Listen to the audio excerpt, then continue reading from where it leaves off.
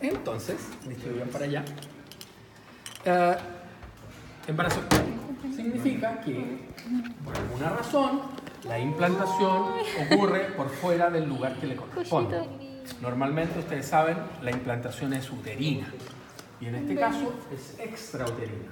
Lo que están viendo ahí son ejemplos de embarazos tubáricos, que son los más frecuentes.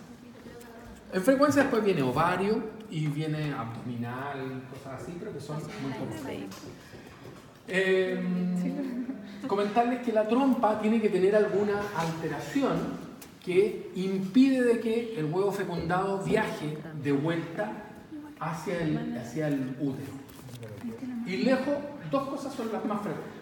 Procesos inflamatorios que afectan la trompa, podría ser una infección, actinomicosis, tuberculosis de la trompa, podría ser enfermedad inflamatoria pélvica, gonorrea, etc. Varias enfermedades afectan la trompa y entonces le alteran la morfología y por lo tanto favorecen una implantación inadecuada, favorecen el embarazo ectópico. ¿Ya? ¿Qué es lo que ocurre? Ocurre que las pacientes van a consultar por dolor abdominal en uno de las fosas ilíacas, van a tener una historia de amenorrea y van a tener sangramiento genital. ¿Por qué tienen sangramiento genital? Ocurre que, si ustedes recuerdan bien de la fisiología del embarazo, el control hormonal está dado por el ovario. En el caso del embarazo, en un momento, el ovario deja de mantener el control hormonal y el control lo pasa a tener la placenta. Y entonces, ¿qué es lo que pasa? Como esta placenta está entrando y está destruyendo y se está mal implantando, en un momento se va a producir en esa paciente un desorden hormonal, porque esa placenta no va a ser capaz de ser una buena placenta y por lo tanto no entrega el contenido hormonal adecuado, se produce un desbalance y la paciente entonces empieza con un sangrado genital. ¿Ya? Como ustedes bien recuerdan, el tejido placentario, las vellosidades, tienen esta capacidad invasora que no tiene normalmente otro tejido normal. Y por lo tanto infiltra el tejido de la trompa, lo rompe y empieza entonces a sangrar. Hay un término que tenemos que recordar y no olvidar que es hematosalpinx, que significa trompa llena de sangre. ¿Por qué? Porque es lo que más observamos. Destruye la pared tuvárica, se produce un sangramiento que inunda el lumen de la trompa, termina de destruir obviamente cualquier cosa. Entonces salvaron, porque por alguna razón algunos se salvan y quedan así reconocibles, pero destruye todo, termina de romperse y genera un hemoperitoneo y da la sintomatología ya de irritación peritoneal de abdomen agudo y los pacientes se tienen que operar. ¿Ya? Así que eso es importante. Pero muchas veces, nuestras pacientes van a ingresar por una hemorragia genital e incluso le van a hacer un legrado, porque va a ser lo más importante desde el punto de vista clínico en algunos casos, que la paciente sangre. Entonces dice, tiene un aborto uterino. Y no, pues lo que la paciente tenía es un aborto tuvárico, que es un embarazo tuvárico complicado, es un aborto tuvárico que sangró mucho. Y entonces, pero ¿qué es lo que observo yo histológicamente? Solo veo la reacción hormonal del útero, que es básicamente desidualización. Que, acuérdense que la desidualización es la manera en la cual el endometrio se crece y para que la implantación sea buena y después se produzca primero la anidación y después la implantación y la formación de la placenta. Es como una reacción de huésped buena, de huésped positivo a el desarrollo del embarazo. ¿Ya? Entonces nosotros informamos solo decidua. Entonces si la paciente no tiene un embarazo en el útero, lo tiene en otro lado y ahí entonces se saca la trompa que está comprometida con hematosalpinx y toda la cosa. ¿Ya? Ya, me había olvidado. Listo, terminamos ahí. Ya, terminamos. Los tumores ováricos más frecuentes son los de origen... pregunta, ¿qué son los más frecuentes? Son los de origen epitelial, estromal, de células germinales. Epitelial. Así que les traigo ejemplos de tumores ováricos epiteliales. Son los más frecuentes. Son de dos variedades celulares, las más frecuentes. La más frecuente es que se llamen serosos porque se parecen al epitelio seroso, que genera, por ejemplo, genera mucho líquido. ¿Ah? Cuando uno dice, el líquido seroso es un líquido transparente, parece agua. Entonces, estos tumores crecen, quísticos, son predominantemente quísticos, crecen y con el contenido líquido. Los segundos que vienen a continuación son los mucinosos, que se parecen al epitelio, por ejemplo, del endocervix o al epitelio intestinal grueso. Y eso generan una secreción que es mucho más proteica y por lo tanto parece gelatina. Entonces, son tumores de origen epitelial, son benignos, son quísticos y son serosos o mucinosos. ¿Cuál es el nombre más frecuente entonces? Usemos la nomenclatura tumoral. Si es quístico, se llama cisto. Si es de glándula, adeno.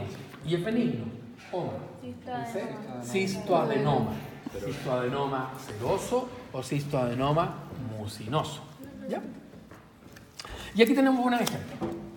Crecen harto, tienen líquido, el revestimiento interno es liso, no hay ninguna cosa que crezca ahí. ¿Se fijan? Pueden ser grandotes. Este, por ejemplo, es mi gorra de baño. Qué rico. Grandote.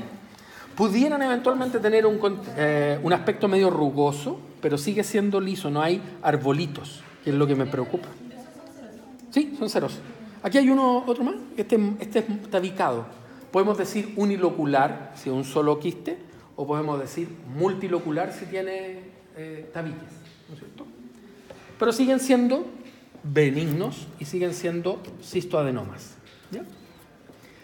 ¿Qué es lo que pasó? Tuve que separar una bandeja para mostrar también un tumor quístico, eminentemente quístico, pero tiene estas características, que son estas estructuras, que se llaman papilas. Es como que le hubiera puesto un brócoli o una coliflor ahí, ¿no es cierto? Eso es, en resumen. ¿Y por qué los separamos? Los separamos porque resulta que operaban pacientes con estos tumores que eran benignos y entonces la gran mayoría se iba para la casa y no les pasaba nada, pero había un porcentaje de esas pacientes bajito que sí tenían problemas. Y los problemas eran que después volvían con una enfermedad de características biológicas malignas. Es decir, volvían con recidiva tumoral, podían volver con tumores nuevos en la cavidad abdominal y lo peor de todo es que incluso algunas fallecían a consecuencia de la enfermedad. Y esas son las características del tipo, ¿no? Las características de qué enfermedad, que a alguien le vuelvan a aparecer los tumores, le den de un cáncer. Pero eran estas cosas quísticas. Entonces empezaron a ver qué pasaba. Y lo que se identificó fue que habían quistes que tenían esta estructura, que no eran masivas, podrían ser pequeñas áreas, y que histológicamente uno veía que era como una proliferación papilar y que en algunos casos incluso tenían ciertas características que parecían que estuvieran invadiendo el estroma o la pared ovárica. Incluso algunas pacientes después se identificó que tenían unos pequeños nodulitos en el peritoneo y que correspondían a restos de esto. ¿Ya? Entonces estos tumores ahora no se llaman cistoadenomas serosos, no se llaman cáncer de ovario, se llaman tumores. ¿Alguien se acuerda? ¿Sabe? Se llaman limítrofes. A mí me gusta más borderline. Entonces son tumores borderline, que pueden ser serosos o mucinosos. ¿Y qué significa? Significa riesgo. Significa que estos tumores pueden tener un comportamiento biológico maligno. No muy bajo, pero no sabemos bien a quién sí y a quién no. Por eso en las biopsias nosotros, los patólogos, tenemos que informar si hay características de invasión en estas papilas. si hay características de invasión en las papilas o logramos identificar segundos tumores en el peritoneo, esos pacientes tienen mayor riesgo de portarse mal. Y entonces muchos de estos pacientes pudieran recibir tratamientos como de cáncer. ¿Ya?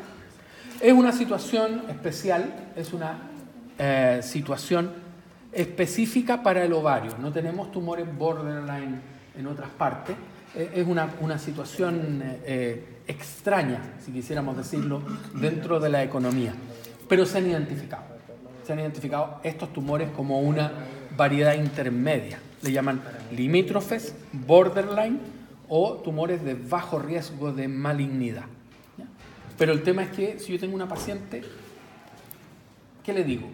¿Que se vaya para la casa y no vuelva más? ¿O le digo que la controlo? La tengo que controlar, porque no sé con claridad si ella pudiera corresponder a ese grupo de pacientes que van a andar mal. ¿Ya? ¿Dudas? ¿Ah? No, estos son siempre desde el comienzo. Este es un cistoadenoma desde que era chiquitito. Este es un borderline desde que era chiquitito. Y los que vienen a continuación son malignos desde el comienzo. ¿Lo que hizo allá? Ah, era lo mismo. Lo que pasa es que estas papilas son más chicas. Pero son papilas, ¿te fijas? Entonces estas las tenemos que muestrear bien y decir, oh, son papilas y es un border. No importa.